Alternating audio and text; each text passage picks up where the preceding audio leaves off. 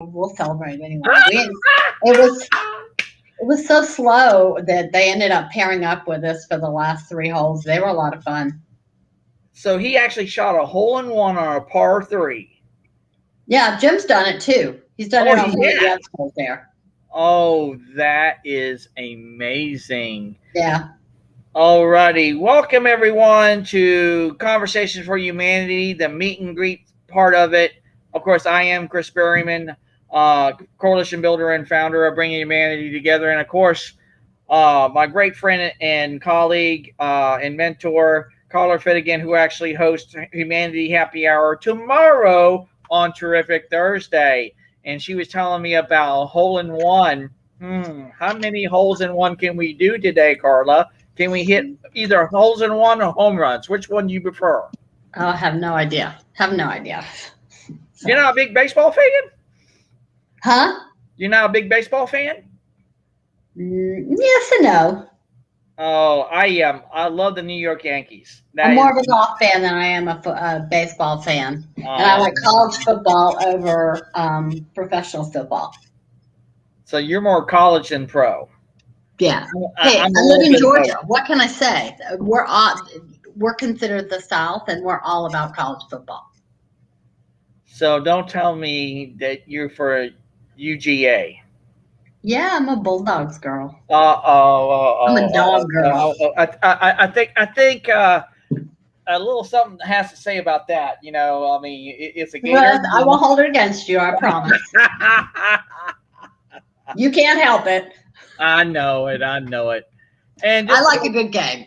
Yeah, absolutely. And I love soccer too because they're playing for 90 minutes and it's 90 minutes and they're playing the whole time. They're not taking breaks. They're not doing huddles. They're not doing timeouts. They're playing. Timeout. Yeah, so I like a good game of soccer. Yeah. And college football. Nice. For me, I'm a big college football, basketball, and pro football, and these are my teams in pro football. I love the Bucks, love the Dolphins. I am going to be a Jacksonville Jaguar even more so because Tim Tebow is training out with the team. So right now he's doing workouts with the Jacksonville Jaguars, and that's where he's from, is in Jacksonville. So I did not know that. Yes, Tim Tebow is actually originally from Jacksonville, and his parents are actually he's working out to play? Yes. Play. Yeah. So he was in baseball in the New York Mets system. But I never knew that.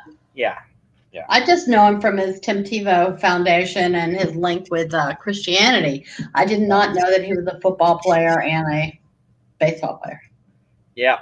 He after he left the Denver Broncos, he did stints in the New York Jets, the New England Patriots, and I think there was one other team that kind of picked him up and then kind of let him go. But then after that, he went to the New York Mets farm system to play baseball. Wow. And he did that.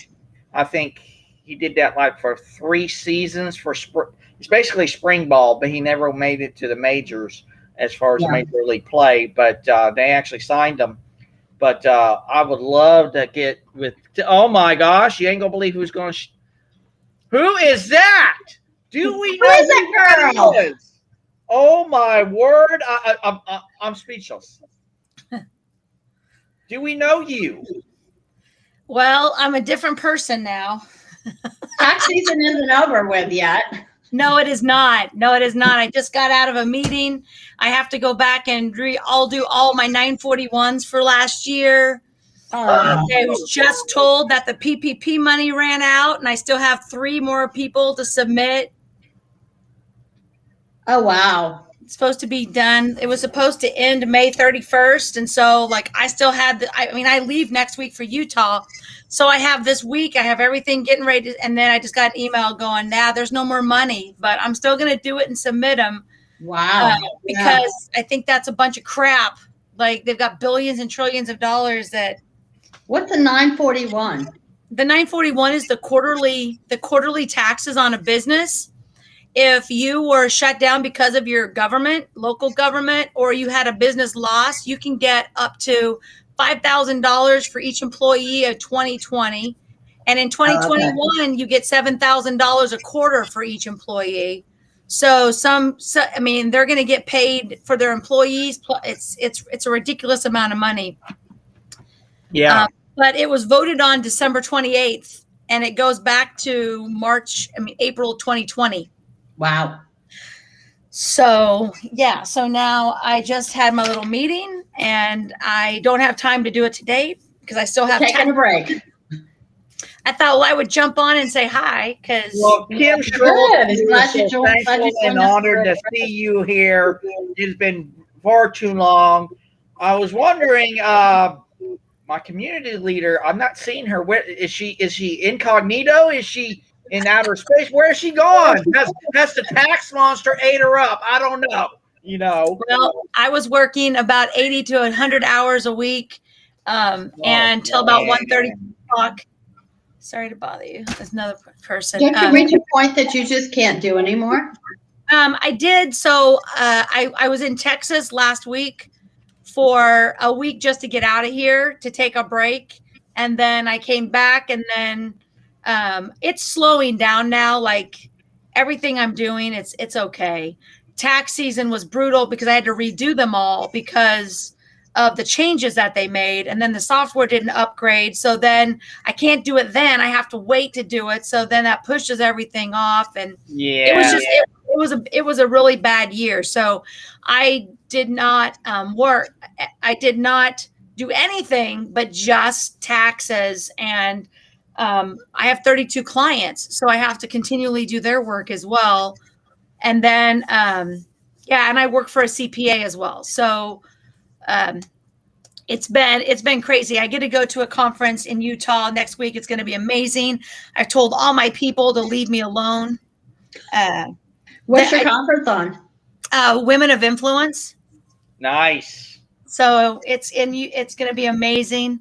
I did the SVO grant, which is for venues, theaters and stuff. I got to fill that out. It took 23 hours to prep and 3 hours to complete. But the restaurant grant, anybody with a restaurant needs to fill it out, and they get tons of money. So nice. I'm doing those as well now. Wow. Well, like I said, it's so glad to see you, Kim. We got to get you caught up on everything because there's been a lot of going on. Oh, good. I'm glad to hear. We got to get you caught up in everything like that. So you're going to a live event? Oh, I've been, we have live. I've been going to live event. I've been flying. I have not changed my purpose, but no, we're doing a live event. We have live events in Topeka. I mean, I've been going to meetings for the last 6 months. We social distance. The room is big enough, but I'm excited about this one. Yeah. Who's doing this one? Kelly Walker. She is she's my life coach and my business coach. She's actually doing it up in Heber, Utah. Nice. Oh, okay. So that'll be fun. Yeah, I need it. And I'm gonna turn my phone to like airplane mode. The whole week. No, you won't, because you're going to be texting everybody, telling them how great the conference is. Yeah, we'll be getting pictures. I know how that works. I'll be getting taking pictures. You're going to be posting. Yeah. I'll be using the Wi-Fi. Yeah. I just don't want my people leave a message. They can text me. I'll get text messages, but they'll leave me alone. I've already threatened them all. So good for you. Yeah. Well, when I was in Texas, it was like this. I am so sorry. I know you're trying to get some rest, but can you do this? No. I mean, I get it, but can you please just give me a day? Just one day. One day. I just want a day. And then my friend is dying, so I have to figure out that got put on top of it, and said I'm leaving. So now what if you die when I'm gone? So that's more stress. And I think he's thinking better now, like longer than 8 weeks, but that I don't know. Well, I'm sorry to hear that. Yeah, our thoughts and prayers are with you and him and his family and everything like that. So if there's anything we can do, please let us know. Yeah, it's kind of messed up. It's cancer. So Cancer sucks. yeah, it does. So what have you guys been up to? What's going on? Oh, a lot of great things, and we definitely will tell you more about it after the call and that kind of thing. We get you up to date. But today, what we'll be talking about, Kim, and I think this might be right up your alley, is the simple asks that we can do not only as leaders, but also of people in any situation, in any organization, saying, hey, Carla, can you do this for me? Hey, Kim, can you do this for me? I think it's really time in my... I'd really appreciate it if you could help me out with this. Exactly. Yes. Yes. Like that, Carla. Exactly. Yeah. Right. Because a lot of times, a lot of people, I heard this quote, and I think it's so great. Put their vanity before humanity. And we need to let that go and say, hey, it's not about position. It's about permission and really truly serving others. So that's what we'll be discussing today is, like I said, doing the simple ask. Say, can you do this for me? Can you help me out? Or if you're in a position of leadership, how can I help and serve you? How can I get you to what you need and what you need to do? All those kind of things. Because what really inspired me was what we were talking to a little bit about yesterday with Sandy. And that really sparked my interest of doing the simple ask. And I think that's really powerful when you do it something very simply and just innately, just basically by nature. Right. Well, I think that if you ask people, if you say, hey, what can I do to help you? It fosters teamwork, and it also sets an example and sets a tone for the group to where other people hopefully will pick up on that and ask what they can do to help other people. Right. Because there's no I in team. That is true. That is true. That is true. All righty. And just to let everybody know, since we're getting ready to start everything today, welcome everyone to our Bringing Humanity Together live stream. This is one of 3 open forums under the Bringing Humanity Together umbrella, where people can discuss topics related to the workplace and humanity in the workplace in a constructive and positive way. We want to know what the issues that are out there that people are facing, because it is our goal to both work with employers and employees, which I call them partners, to be honest with you. I think that's a better term, and to bring humanity back to the workforce. Well, we'll be always going live every Tuesday, Wednesday, and Thursday, all at 3 p.m. Eastern Daylight Time. Remember, Tuesdays is Sharon Kara Sandy Chernoff. Wednesdays, I host, and you never know who might pop in. Like today, here comes Tim Schultz. He's here. And then Thursday, of course, is Carla Fedigan with Humanity Happy Hour, and she might even throw in the 19th hole maybe on us one day or something. You never know. And as you jump on, whether you're on YouTube, on LinkedIn Live, right now we're still having issues, ladies and gentlemen, with Facebook, so I do apologize for that. We would love to hear from you, and tell us where you're jumping on from. If you have any questions, comments, or if you want to even join, please let us know. We would like to have a great and engaging conversation with you offline and also online on today's call. And just to let you know, we can have up to 10 people. Allow them to join the live stream. If you'd like to join, just kind of say, hey, I'd like to join the live stream. And well, like I said, it will either be into the chat, either on LinkedIn, or I will actually put it in on YouTube as well, so you guys will see it, and you guys can jump into the green room and do that.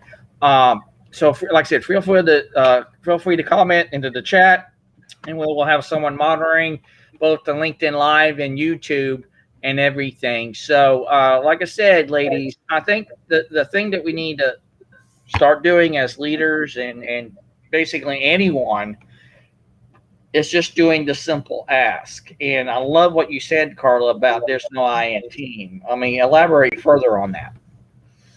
Well, we were talking about asking and asking people for, hey, what can I do to help you? Or, as a leader saying, hey, are you free to handle this? Or are you free to handle that? But I think that as a leader, if you are free, that you can ask your team, what can I do to help you? And that fosters teamwork. And it also sets an example for other people to hopefully reach out and help their fellow teammates in a project, because there's no I in team. You're absolutely true. What about you, Kim? Well, I just want to say, so for the last, 6 months, because of my business, I have been doing that with all the people that I possibly know or I help out with all this, the PPP money and stuff like that. And I'll just tell a really quick story. One of my clients that I do taxes for, he's a real estate person. And I found out how easy it was to get PPP money, that he qualified for about $13,000. And I filled out all of his paperwork. I gave him a call and I said, hey, I'm going to send you this paper. I need you to sign it, send it back, give me your driver's license, send this to me, and I'm going to fill out this application. We're going to get it taken care of. And his question to me was, why are you doing this for me? I said, well, because you qualify for it. And he goes, yeah, but no, like, what do you get out of it? I know the banks get money out of it, but what do you get out of it?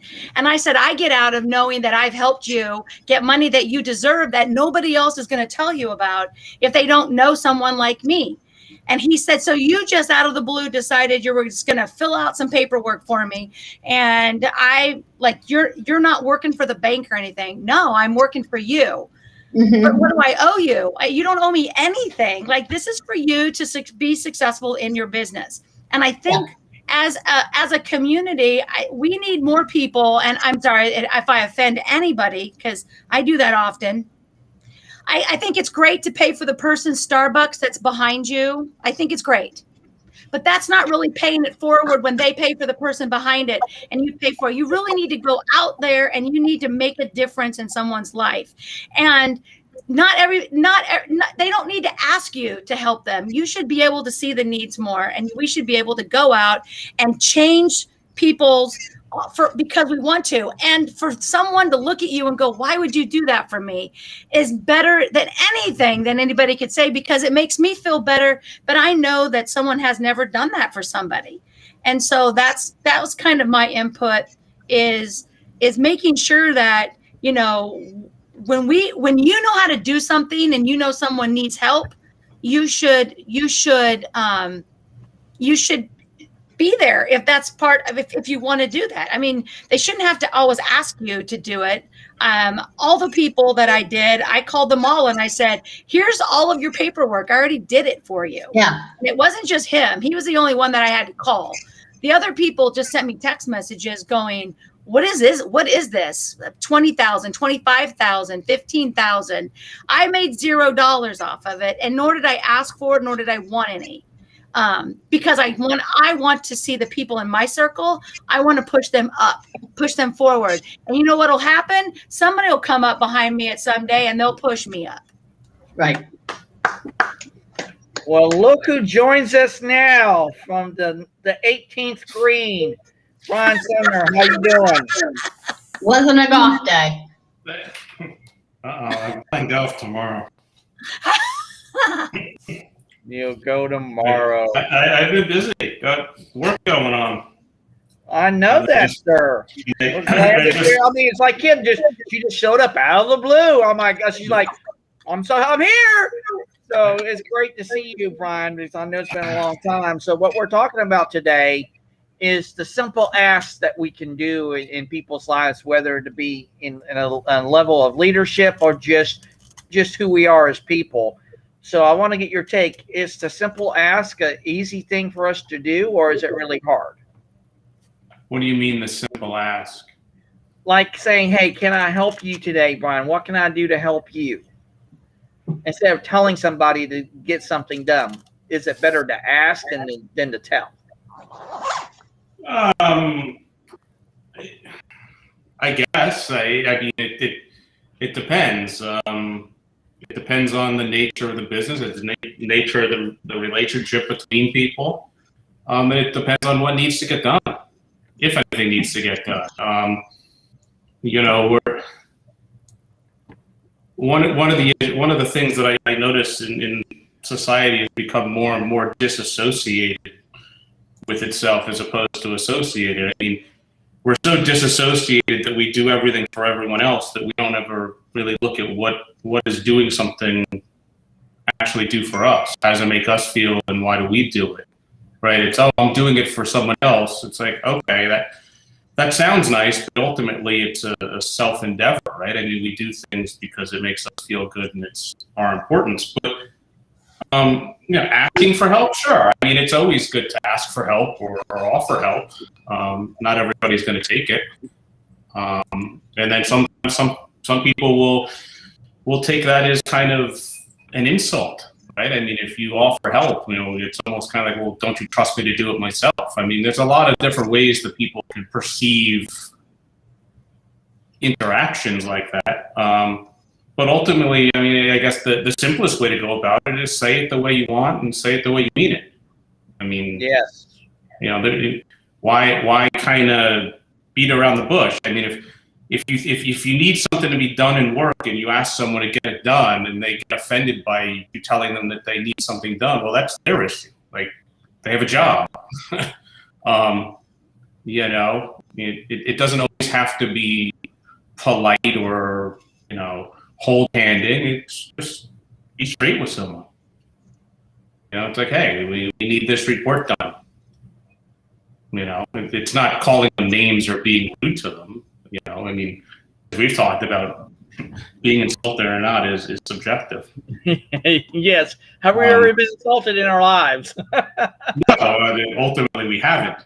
But yeah, I mean, there's shrewd ways of going about things and not so shrewd ways of going about things. And I think those are pretty obvious to most people, right? I mean, it's just, you know, I don't think we're talking about treating someone poorly or rudely, but asking for help and offering help, sure, absolutely. Nothing wrong with that at all. That doesn't mean I'm going to take your help. True. You know, and it's a little like, you know, you can't teach someone something. You can't really instill something, you know, unless they're willing to accept and you know, do it themselves, right? And what's the saying? You can lead a horse to water, you can't force him to drink, right? Something like that. So yeah. I mean, yeah, I mean, you can set up all the most wonderful policies and procedures and safeguards and, you know, equity and being nice and, you know, making sure people don't get offended in the workplace. But ultimately, it's still going to be, you know, it has nothing to do with it. You know, I mean, someone's either going to be offended or not offended, or want your help or not want your help. It's purely subjective on the relationship between people. I mean, is there rapport or is there not rapport?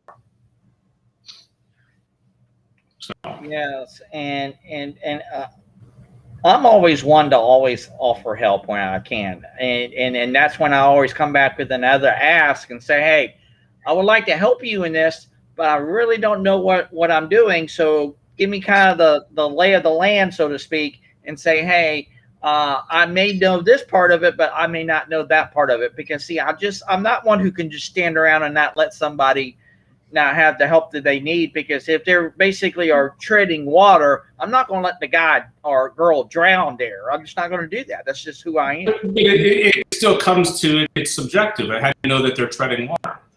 Right? I mean, you almost have to. It's a little like having a relationship with someone and they're arguing or complaining about something, inventing, and you don't know whether you should offer advice or you're just there to be a sounding board, right? I mean, it can go one of two ways.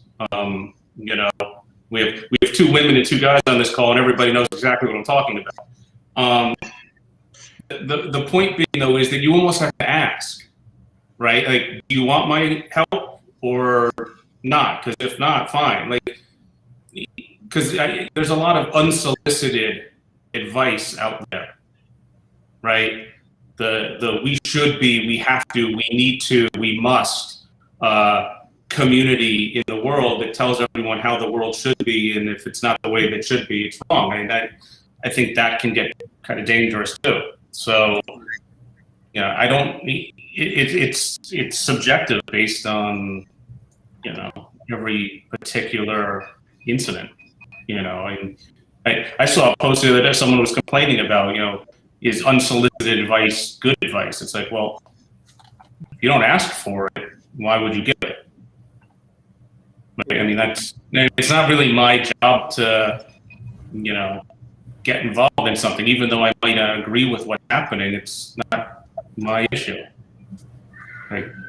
There was one thing that I had read, that when someone comes to you with a problem, you ask them 2 questions. Do you need to just talk to me, or do you want me to help you with it? Because you're listening 2 different ways. So once you ask the question, even like in a relationship or even with your kids, I do it with my daughter all the time, because Lord God help me, if you're telling me something and I go to fix it, she's like, Mom, I'm not asking you to help me. I'm just fix it. I just want to talk. Okay. So now I just say, you just want to tell me the story, and then I just sit there. And exactly. I listen, because she doesn't want me to tell her how to fix it. She just wants to complain about whatever she's complaining about. She doesn't need the help. And I do think that, being a person that is in someone's life to fix them, when someone comes around me, normally they need to tell me something and I'm supposed to fix them. It's now my point to where I have to be like, did you want me to help you? Because I won't if you don't want me to. Normally, yes, I need your help. But reality is when you're used to helping, some people just want to come and vent, and they don't want to hear your solve to their problem. They don't care. They just want you to listen. And then, like my friend, put the phone down and walk away from me. Just let me talk. Don't interrupt me. Just let me talk. So you are correct. We do need to know whether we're fixing or whether we're listening. Yeah, I mean, I think what we're talking about are the non-obvious kinds of interactions. I mean, if there's a certain interaction that is threatening physically or harmful at some level, then I think we know, getting involved or trying to prevent is certainly beneficial. Right. Yeah. But I don't think we have to distinguish there. It's not like we need to get involved in every little thing. But you're exactly right. I mean, I couldn't tell you how many times I've given advice and then gotten the stare of like, why did you just say that? I had no interest in getting it in front. Go away, I usually say, so what are you going to do about it? And if they say, I don't know, I said, well, a lot of times they'll say, well, what would you do? I said, you really want my advice?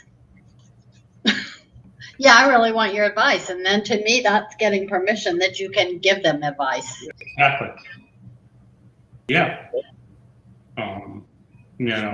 Spot on. Chris, one of the things I find interesting though is that a lot of people go through work and so forth assuming that other people need the help. See, that's the context that we have, or somebody might have, that, hey, they need my help, even though maybe they don't. Right? So we're already kind of biasing the interaction by thinking that, hey, that's my job, I'm here to help, and what if that isn't my job? Right. That's very well said, and that's so true. And I've learned that from you in so many different ways, because the art of listening hasn't really been done in the context like it really should be, because there are some people who say, I'm here to help, just like what Kim and you guys agreed on. You either ask that question to find out if you're going to help, or you're going to let them vent and just say, hey, I'm going to be that sounding board and saying, hey, and that kind of thing. But for me, we got to create the conversation that where it truly opens up the dialogue to where if a problem does arise, you can kind of stem it off and say, hey, I was here to help you with this because I saw that there was a need. Are you truly in that need mode, or do you need just to vent because I could tell you might be having some issues. I just want to make sure and clarify. And I think that would be a great way to probably do it from either both the leadership perspective and also the person who is in said position. And like you said, treading water. Hey, sometimes they got to kind of know that if you have to tread water is because something's going on their end, and they got to recognize that. Well, some people don't even want to have help because that might show what they perceive as their inadequacies in doing their job. Ooh. Like, for example, one of the last jobs I had, if I had a patient cancel on me, I would go out and say, hey, I'm going to take this pile and I'm going to make phone calls for people. This pile of chart, make phone calls for people. And then, here I was helping out the team, and there were a couple of people that were like feeling kind of offended about it because they felt bad because they didn't get to it, and I'm like, really? We're all supposed to be doing, the people have got to be called. It doesn't matter who gets. Well, you're in the organization. You're the overachiever of the organization, huh? Yep. I just don't like to be. Everyone's looked at. I don't like to be sitting there twiddling my thumbs. I like to be productive. Yeah. I think the nature of the business has an aspect of it. Yeah, my dad taught me at an early age, if you have time to lean, you have time to clean. Yeah. You always can be doing something.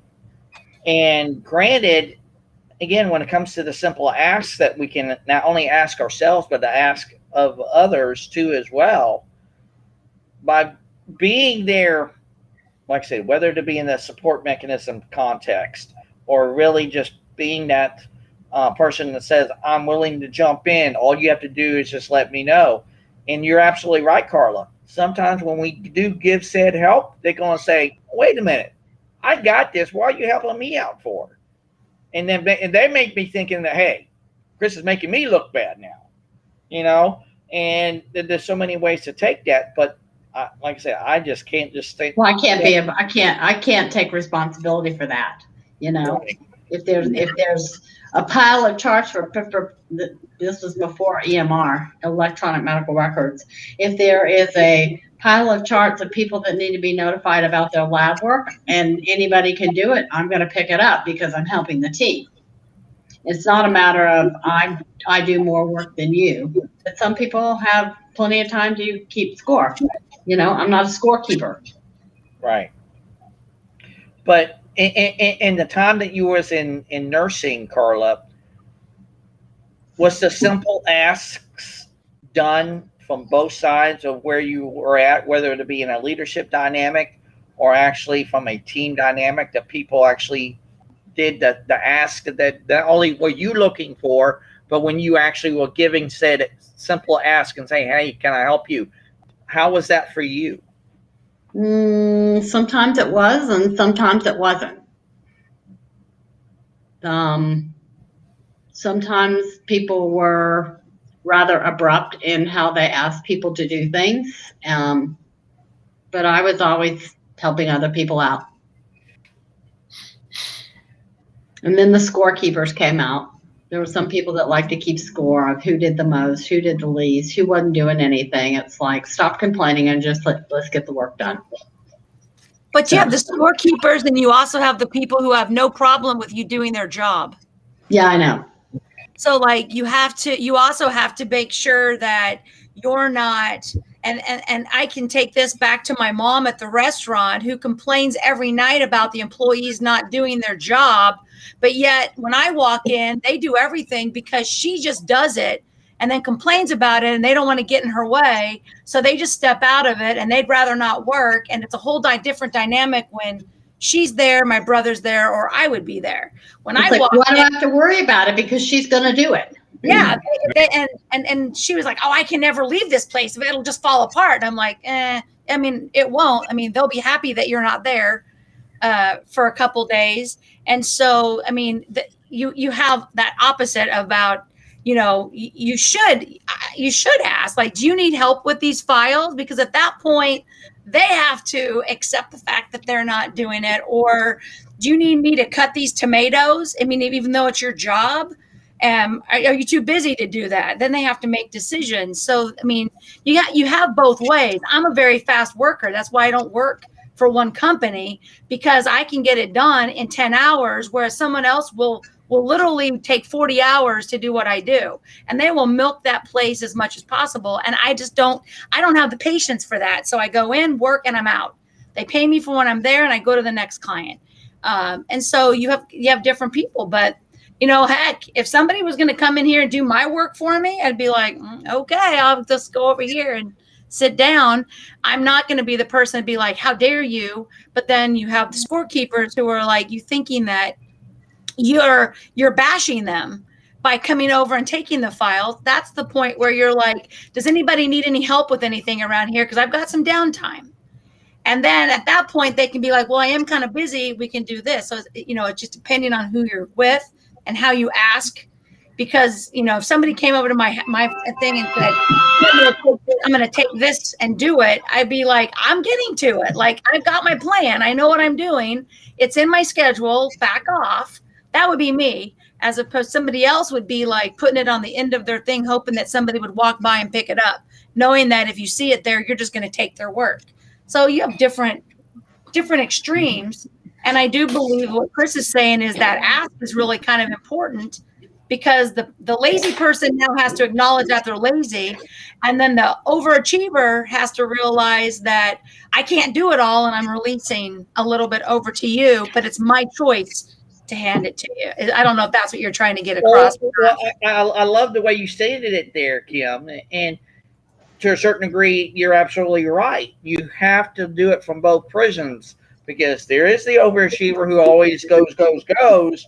And then there's the people who only does said work and said time frame, and like you said, kind of milk the clock, so to speak.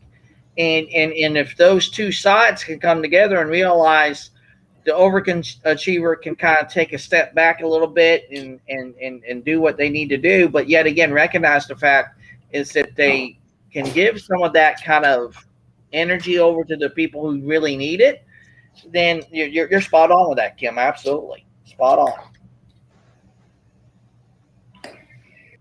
What's your thoughts, Brian? No, there's certainly a component of the workforce who are very happy to have things done for them. In every industry. But that's kind of part of it's a learned behavior. Part of it is a control aspect. There's a lot of DIY people who want to do it themselves and can't allow other people to do something.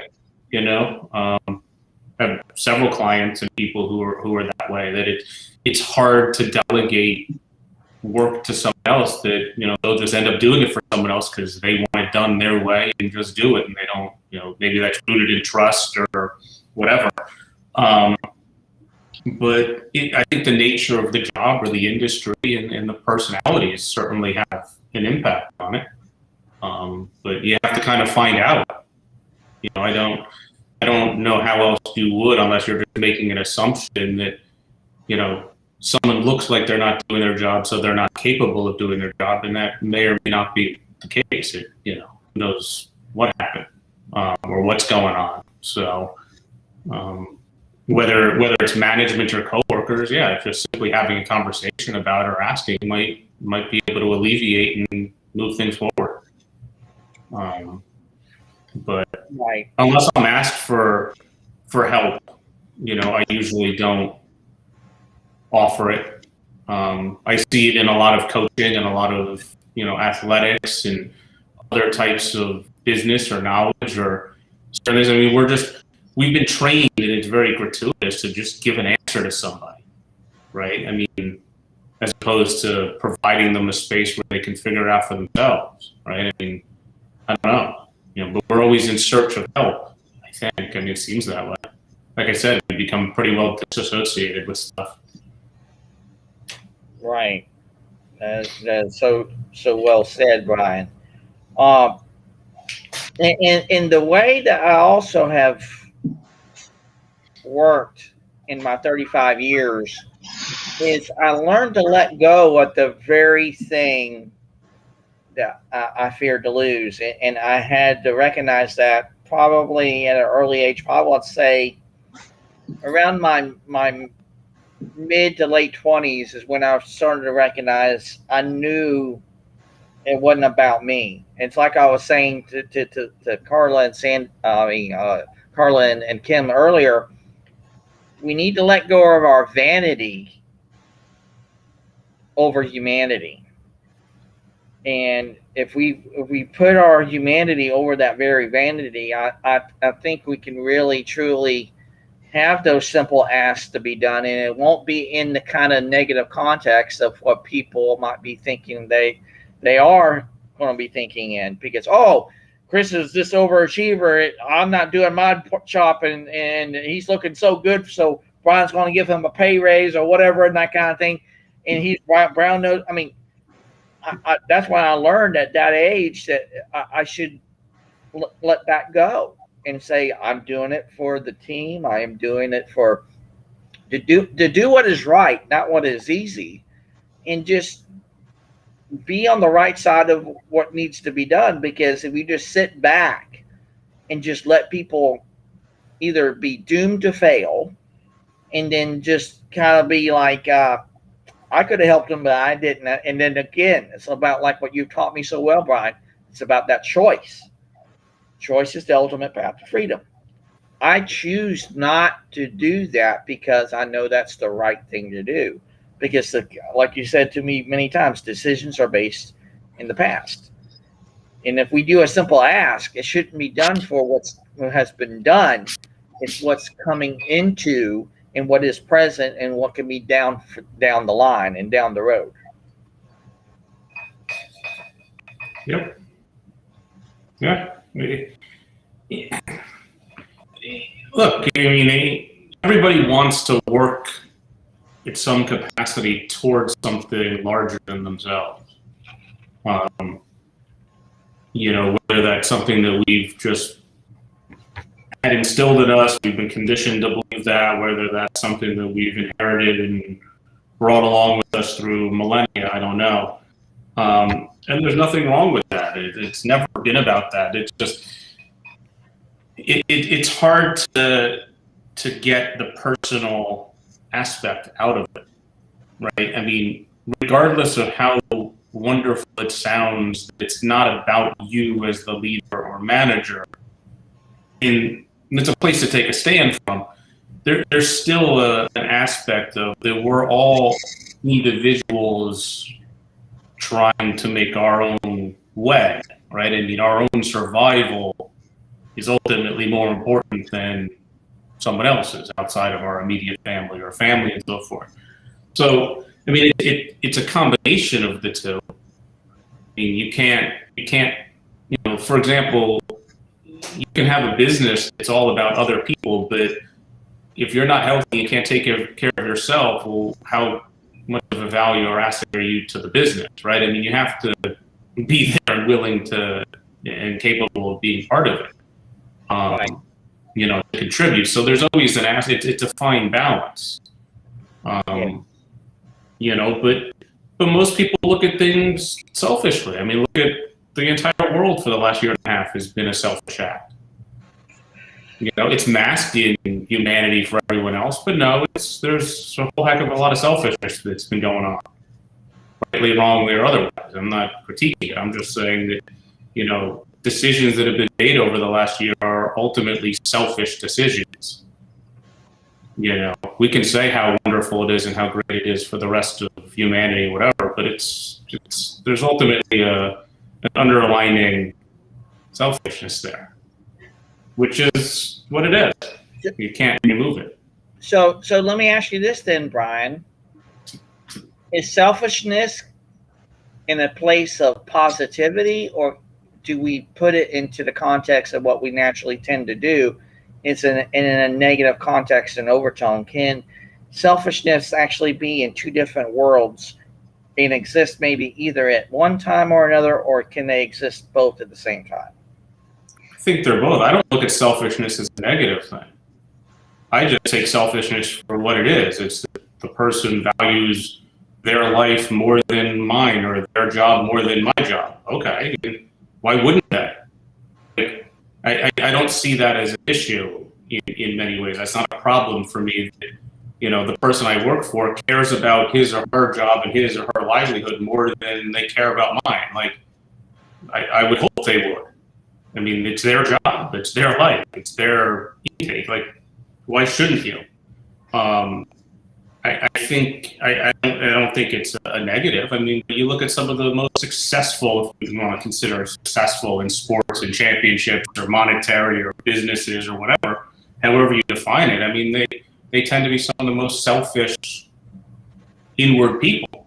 I mean, you know, it's not that they can't do and don't do good for everyone else. That's a part of the overarching, you know, aspect of it. But, you know, Michael Jordan didn't become Michael Jordan because he was nice to everyone, right? And I'm not saying that is a prerequisite or not a prerequisite. I'm just saying he worked harder than everyone else and was better than everyone else, right? And that's a problem. Like, so, I mean, yeah, he's more talented.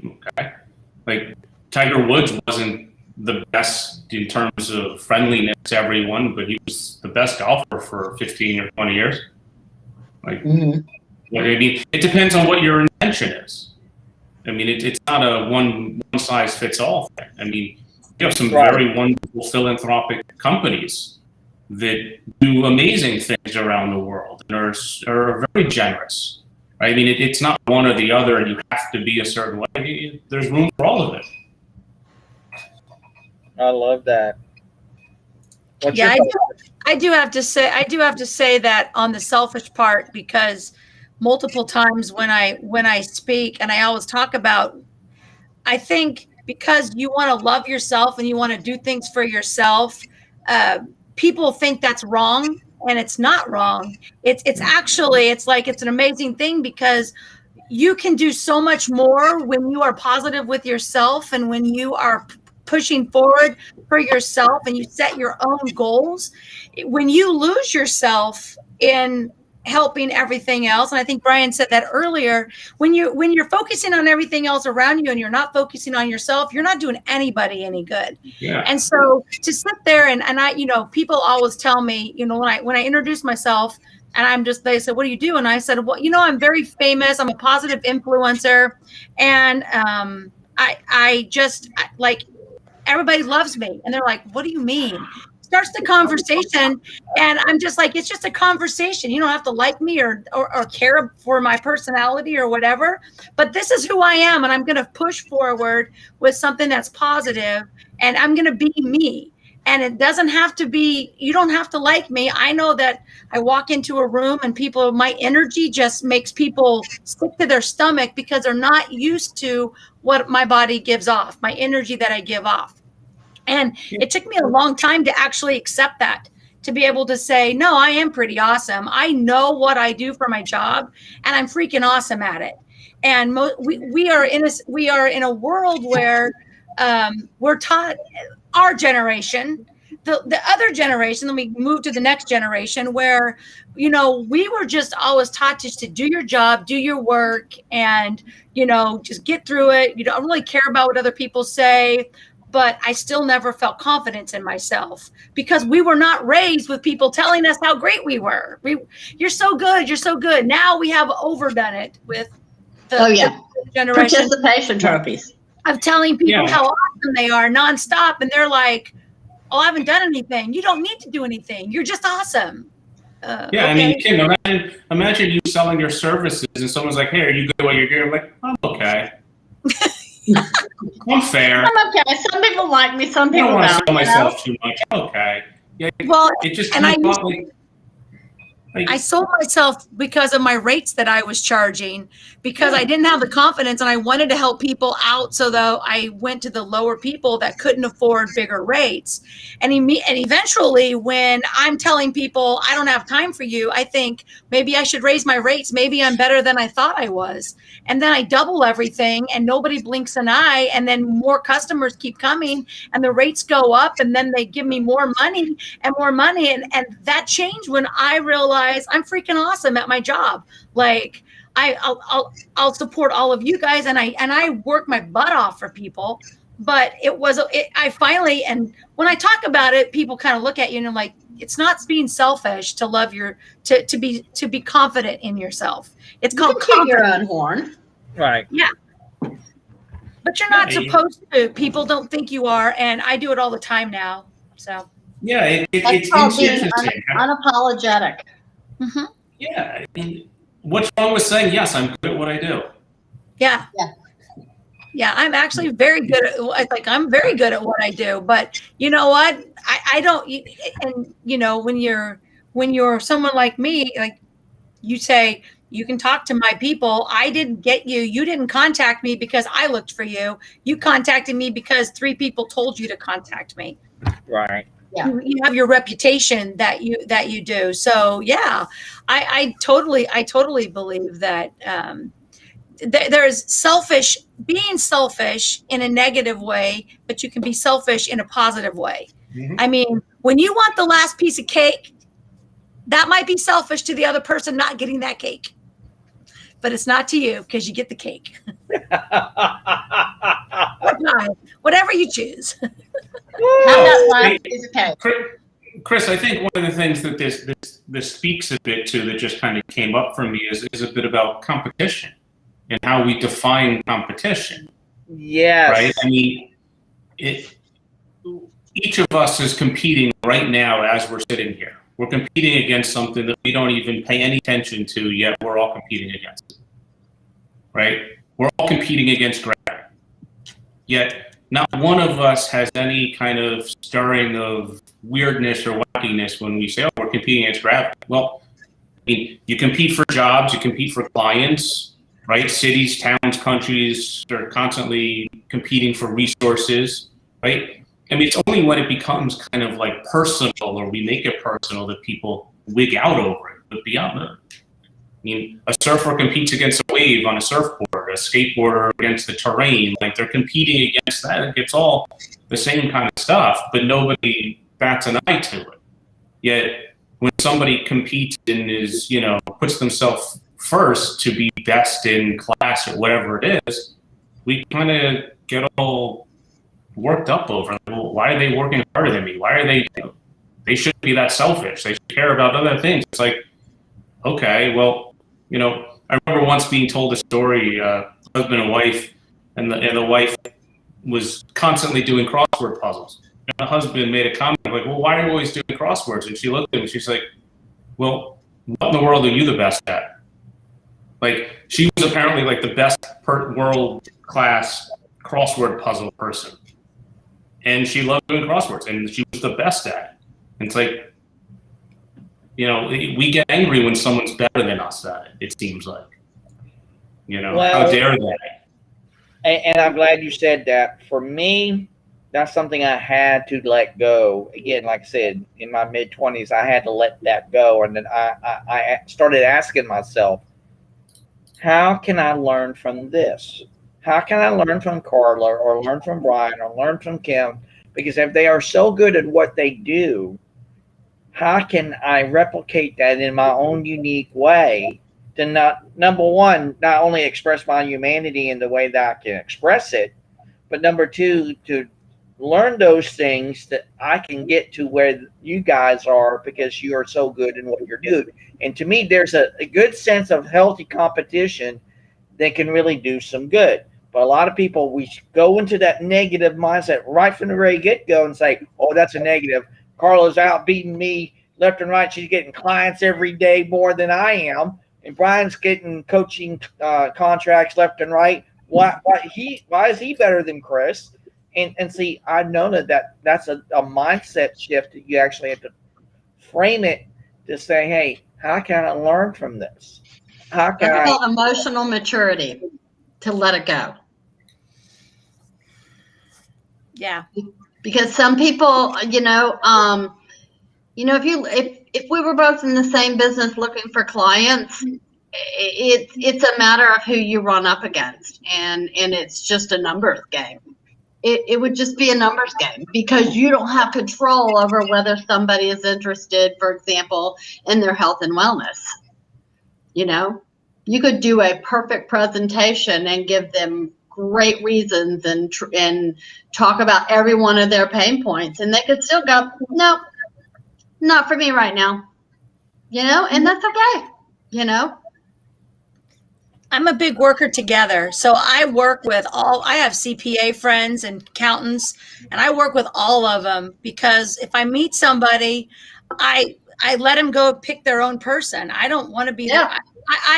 I push and I cheer when someone else, there's not a client out there that for me, because like I said, I only have like small people. So I'm not losing out on like maybe $300. There's plenty of people in this world. If we were all doing the same job and looking for clients, there are plenty of people in this world to go around.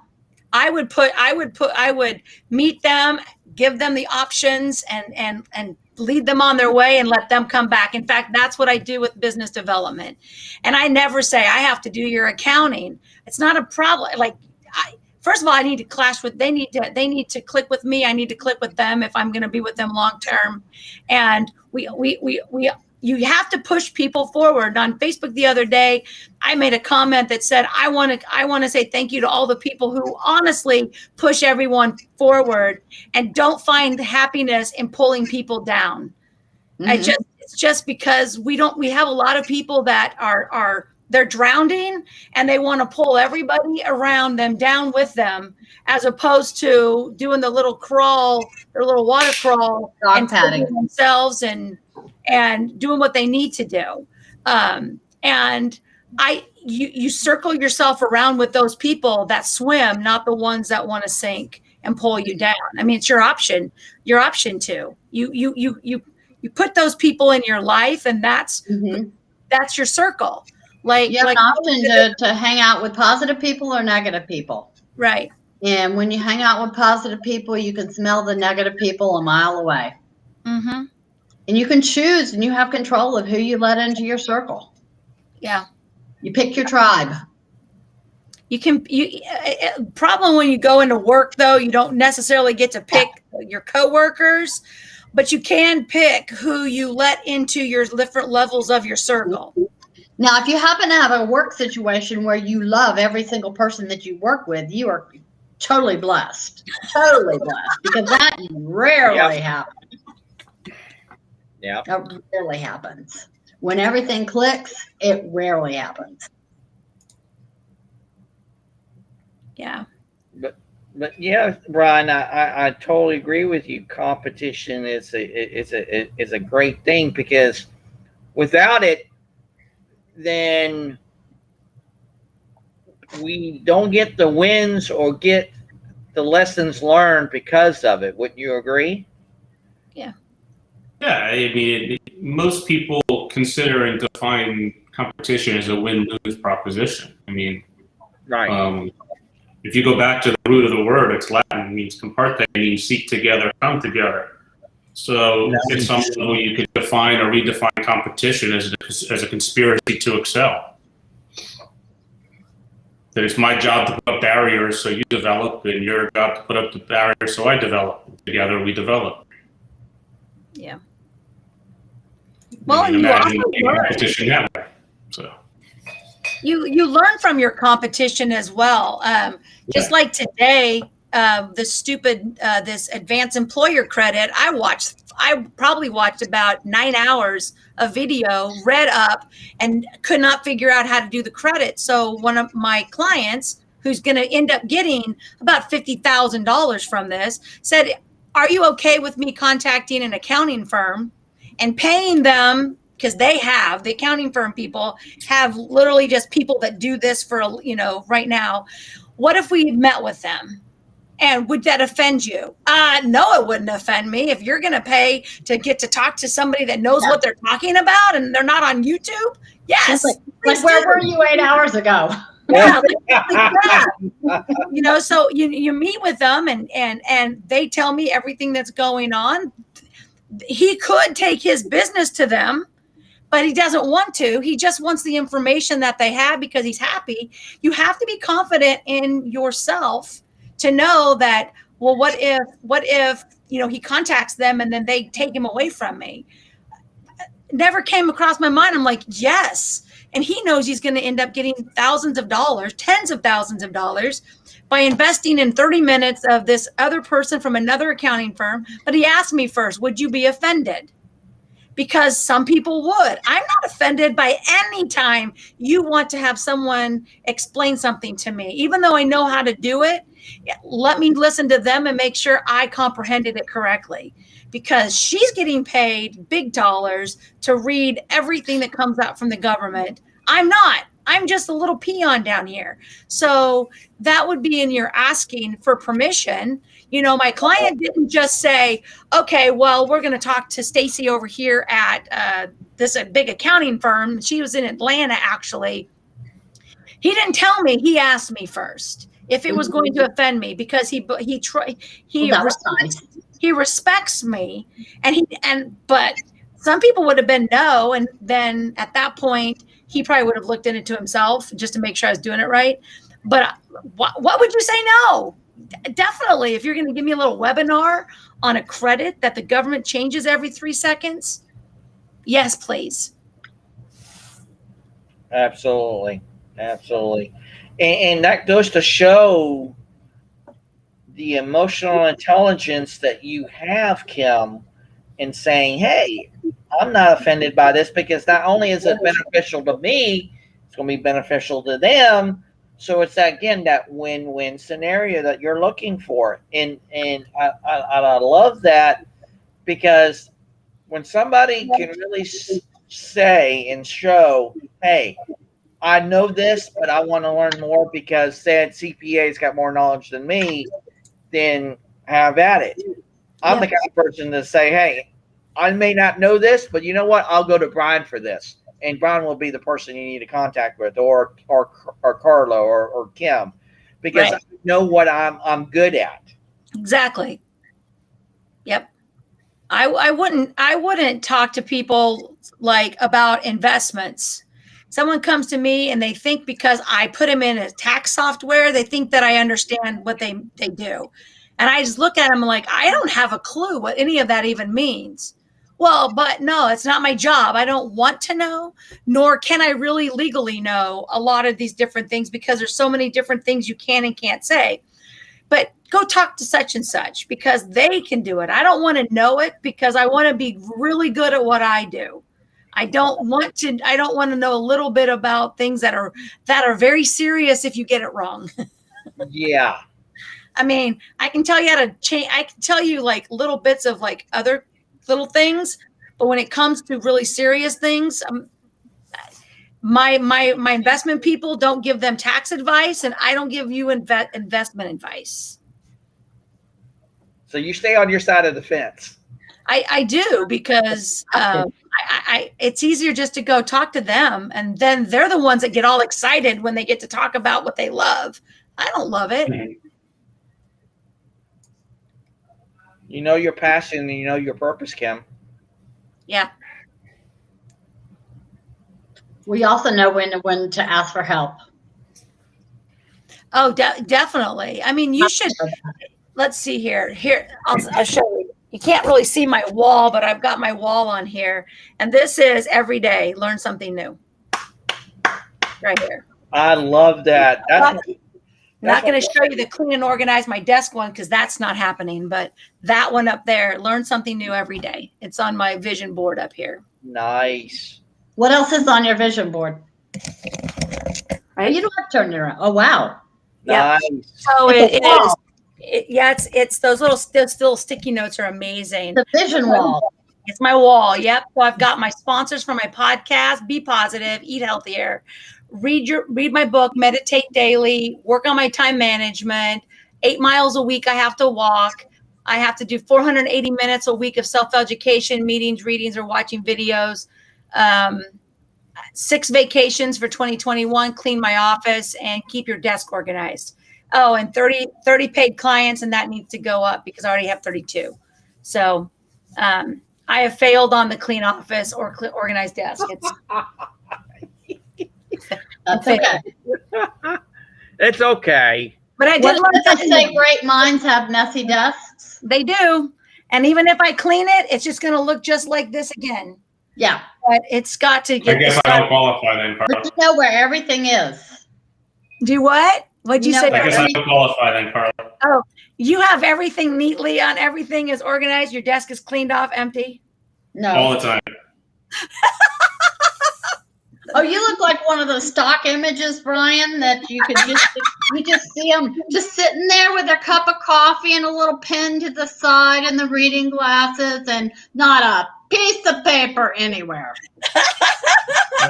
I went paperless a long time ago, so I had a meeting today. I had to bring a piece of paper with me. I had to find a pencil and a piece of paper and write on it. You're like, what? What's this? No, it's fine. It's just stuff that I don't need lying around, so I can dispose of it quickly. Yeah, my husband said, "You want a bigger desk?" I said, "No, because then I'll just put more stuff on it." No, Yeah. I don't want a bigger desk. No, thank you. I know exactly where That everything was is. a simple request from you saying, hey, this is my ask for you, Jim. No big desk. No. I was thankfully put it together for me one day. So. Yes. But when we actually start our days, and then this is something I do every day. My father taught me, and I'm glad you put that thing on there on your vision board saying learning something new every day. I always ask myself that every time. What can I learn today that I didn't learn yesterday? What can I learn today that will help me grow as a person, help me become a better leader, help me become a better entrepreneur? And I don't need to know it all, but I want to know it. It's like with the running thing that me and Carla go back and forth with is right now, Canva. She knows more about Canva than me. I'm like, hey, you got to teach me how to do that. Oh, I don't know that much, but thank you. I'm learning. And I've then, deleted more stuff than I've saved. Okay, so I'm getting there. yeah. But, hey, I taught myself computers. Well, when computers came out, this was like in the 90s. And I was a secretary for a women's group in Milan, American Women's Group. And so I had to do like minutes. And I needed a computer. And like my kids were learning Apples at computers at school. And my husband had like an IBM. And I learned computers with function keys way back when, and it was just like a nightmare. But, I kind of taught myself. Nice. I started on computers in the 80s. My dad was a computer person. So we actually had a home computer in 1984. Wow. Yeah. So I've been on computers for a long, long time. My brother's IT and he's taught himself everything. And it was the C/prompt data / typing in your whole little long thing. And then if it didn't automatically save. And so if you bumped it and then it went off, your paper was gone. Oh, Yeah. no. Yeah. Then you cried and you cried and you cried. Yeah.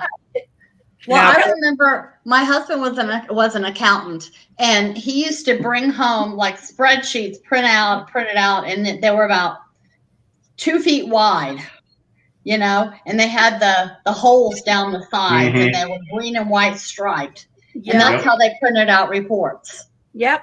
Yeah. The big computer paper. Yeah. Yeah. Yeah. DOS. Well, The when I was original in high DOS. school, it was the early 70s. My high school teacher my algebra teacher had a computer, and it was all code. And Wow. I was thinking, gosh, what are they going to use this for? Why does anybody want one of these? Right. When I was in school and I was taking typing and my teacher, because I was just not a good typist, and I said, listen, for the job I'm going to have, I will have someone that's going to type for me. Why am I going to need to type? Yeah. Now look at us. I'm an idiot. Yeah. Yeah, I'm doing accounting for a living. Okay. Okay. There you go. Yeah, that's how. Yeah, yay for me. I did not see the future of the computer. And as you said, Chris, with asking help, now we have people who said, the kind of job I'm going to have, people are going to do it for me anyway. Yeah, That's true. That's true. exactly. Exactly. So I'm going to ask of this for you today, Kim. If you had a call to action to do on today's topic, what would it be for you? What would be the call to action on the simple ask? I don't know what you mean. What do you mean by that? Like a call to action? What do you mean? Like a takeaway of things you're going to do. Oh, a takeaway. Well, I think that I'm pretty good at in my normal thing. I'm always asking my people if they need anything more. It's just my nature to ask. In fact, I have to not ask because I don't have enough time to get everything done. I mean, when you're dealing in my situation, when you're dealing with as many people of trying to help people out, it comes natural to me. So, I don't have anybody here to work. I don't work with people, but when I go into the offices and stuff like that, I do, I am like, when I walk in, they're just like, oh my God, I get to do whatever I want when I walk into my clients. They just clear the way. It's just kind of like Moses. They just clear the sea, and I walk in, and what I say goes. Because did they roll out the red carpet for you? Well, you know what? I do have red carpet that I should be bringing with me. I have a TikTok I can see it now. She comes in the front door and just put down the red carpet, and it's like roll the carpet out. Yeah, there's like I would have to text on my way, get it out. And, they're just so happy because I pay them, and I. So I think I'm just going to continue. It just reconfirms that what I do is good, and I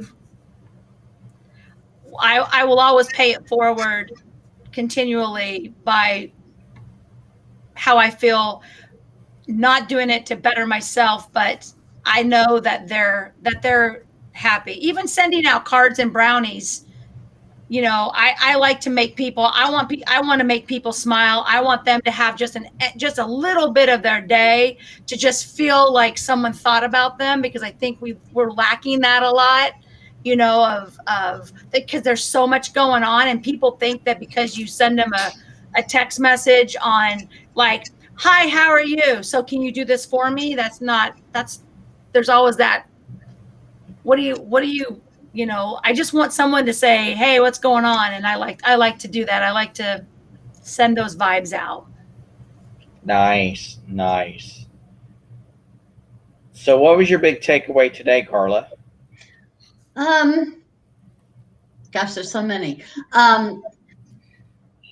Treating people with kindness, and I've been on the receiving end of, hey, move this, or hey, do this, or hey, do that. I've been on the receiving end of that, and I believe you can catch more flies with honey, and say, hey, do you have time to do this, or would you mind moving this, or let's do something together.